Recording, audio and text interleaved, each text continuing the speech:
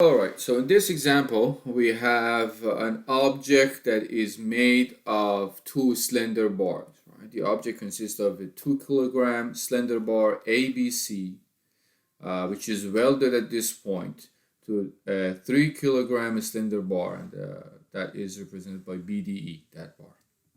The y-axis is vertical, we're told, and what we need to find out first is what is the object's moment of inertia about point D. Well, that's the point that the rotation happens. So it's a rotational motion about a fixed point, right? Rotation about a fixed point, at that point is D. Now, even if the problem was not asking us to find the moment of inertia, we had to do it anyway. Right? So we just, it's helping us to find what we're asked for at part B, which is the object's counterclockwise angular acceleration at the instant shown. So that part it is trying to tell us that because of this its weight, or the way this object is was holding before and we let it go, it's going to have some angular acceleration this way counterclockwise, and we want this problem wants us to find that angular acceleration. And again, if that was just the whole problem was asking for angular acceleration, we had to do part A anyway, because we need to know what is the mass moment of inertia about point D for the whole object to be able to form the equation that we introduced. Summation of moments is equal to IO alpha. So let's start with part A. Part A. Okay, so we have two bars, right? This bar and this bar. We talked about this when we were talking about mass moment of inertia, and specifically talking about parallel axis theorem. Right? I said parallel axis theorem is there to help us to find mass moment of inertias of composite objects, and this is a composite object.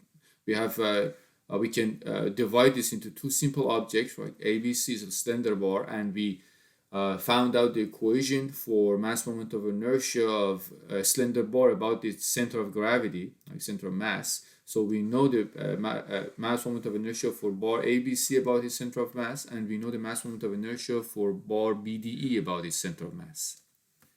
So I'll do what I was doing when I was using parallel axis theorem, like 3 steps. First, divide this composite object into simple parts that you can find their mass moment of inertia. Second, find the mass moment of inertia for each object, each part, better to say. And third, sum them up. As long as it's not a whole or cutout, you're fine. If it's a whole or cutout, or just subtract that from the whole when you are summing up those values for mass moment of inertia of the part. So, well, I'm going to divide this into two bars, like bar ABC and bar BDE. They're welded, so it's not that hard to find out that we're supposed to consider these two bars separately when it comes to finding mass moment of inertia. Now, I'll start with bar ABC. Right? So let me write it this way: moment of inertia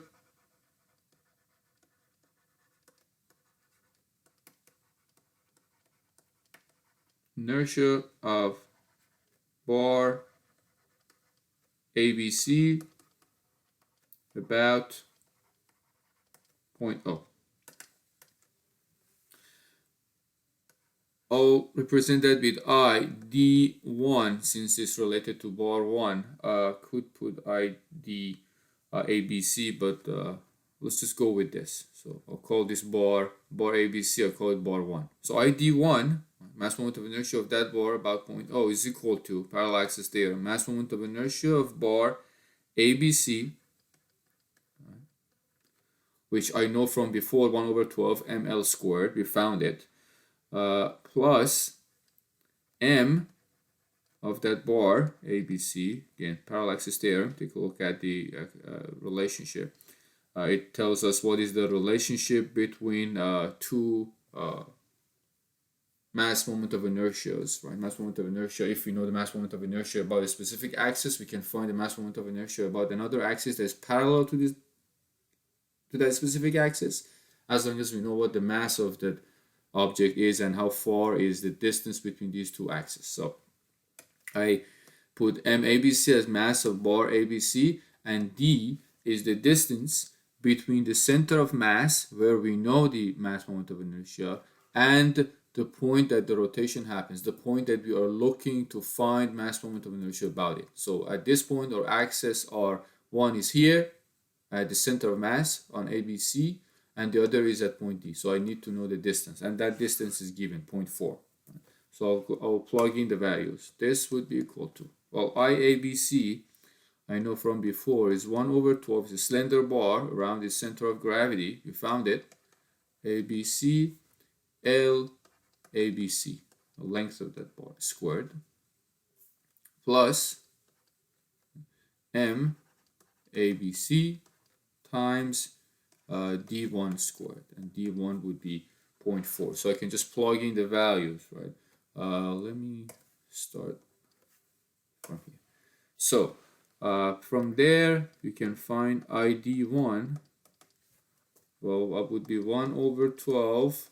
Mass of bar ABC is 2 kilogram times L, the length of bar ABC, well, is 0.4, 0.2 plus 0.2, like the two pieces with information 0.2 and 0.2, so that's the length of the bar squared, plus M, which is 2 kilogram, and L is 0.4. So the distance between these two axes. If you do the math there, you will get 0.3467 kilogram meter squared. That's the unit for mass moment of inertia. Now, moment of inertia for bar BDE. So the moment, right here, moment of inertia.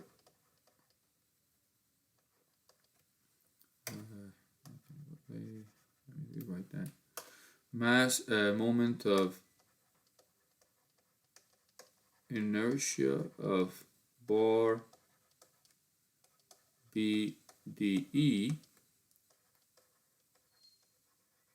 about so I'll call that ID2 is equal to I BDE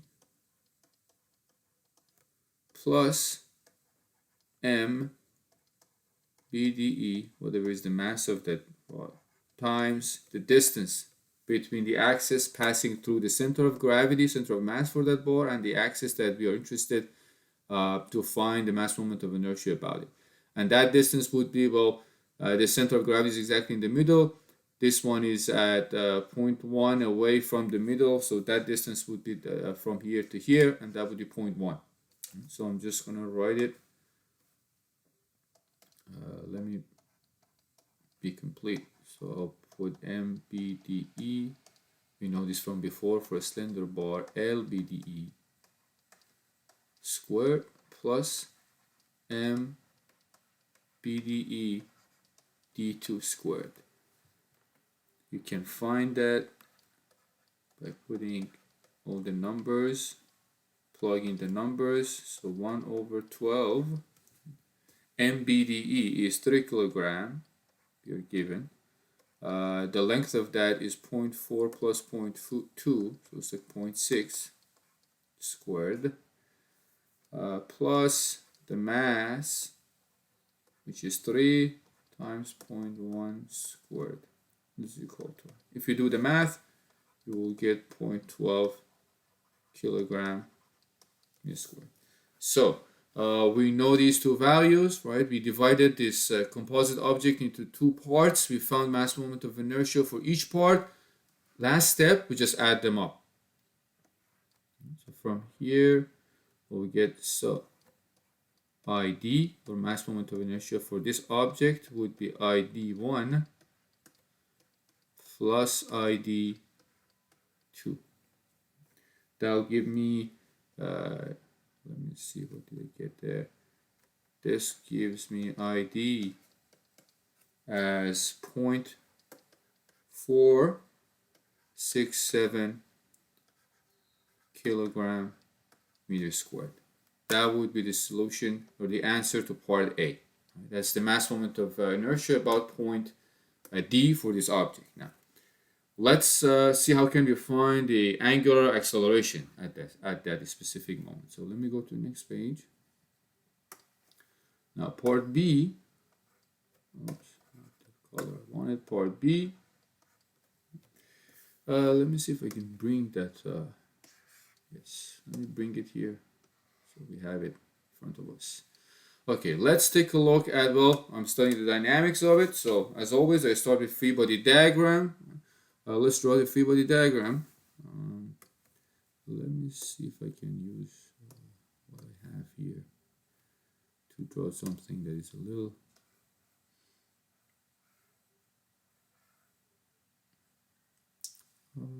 yes, why not? Okay, so it doesn't seem like it's gonna work. Never mind, I'll just draw it. So let's go with free body diagram. That would be this bar there, and then we have the vertical part,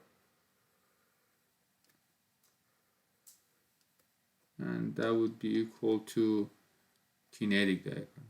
I'm just going to draw it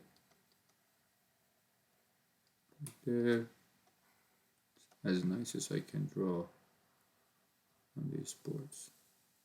Okay.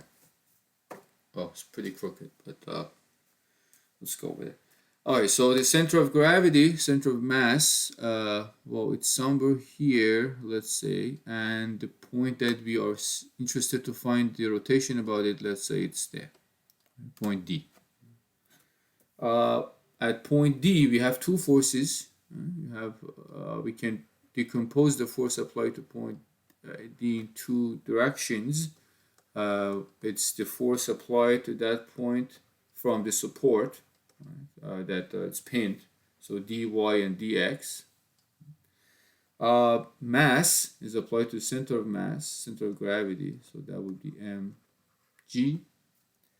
And well, this is just the center of gravity for bar BDE, right? It's in the middle of it, so let me be specific and put BDEG. And then we have the mass that is applied to center of gravity of bar ABC.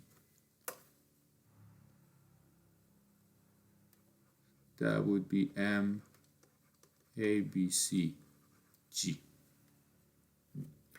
These are all the forces. We have two weights. One weight is applied to the center of one weight. Well, weight of bar BDE is applied to the center of mass of that bar, and effective weight for bar ABC applied to the center of mass for that bar.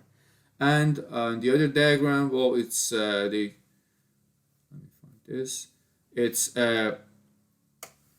rotation over the fixed axis. So there is only one component on this diagram, and that would be I d alpha.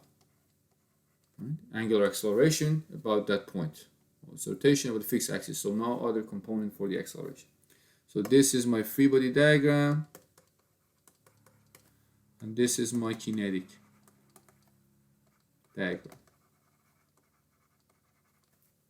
Now looking at these two, well, summation of all the moments around now point D, since that's the point I have the rotation about, is equal to ID alpha. We found ID from previous step, so we know ID. We are looking for alpha, angular acceleration, so we have to find the moments created about point D by all the forces applied to this structure. I'm going to take the direction of the motion as positive as always, so this direction would be positive counterclockwise. Now let's see what we have. We have, let's just start from this side. We have MABCG, right? Mass for bar ABC times G, that's the weight. We have to multiply that by the distance it has from the center of rotation, which is 0.4. This from here to here, so the distance is 0.4, and it creates a moment in counterclockwise direction, so it's positive. So MABC G times the distance, which is 4. The second component is the mass for bar BDE. It's applied to center of mass. The distance it has from point D is 0.1 meter. So that, and also it is in the same direction. It creates another moment in counterclockwise direction, so that would be positive as well. M B D E G, the weight, times 0.1. And that's pretty much it. Right? Other things, other forces, these two forces are passing through the center of rotation, and that's where I'm taking the moments about. So they do not create any moment about that point. From the kinematic diagram, I just have ID alpha. ID alpha. So if I plug in the values, alpha would be the mass of 8 bar ABC times 9.81. Let's say acceleration of gravity, 0.4 plus 3 mass of bar BDE times acceleration of gravity times the distance, 0.1. The whole thing is divided by ID, which we found from part 1, at part 1 when we were solving the problem, 0.467. So do the math, you will get 23.1 radian per second squared. And that would be the angular acceleration and the answer to part B of this problem.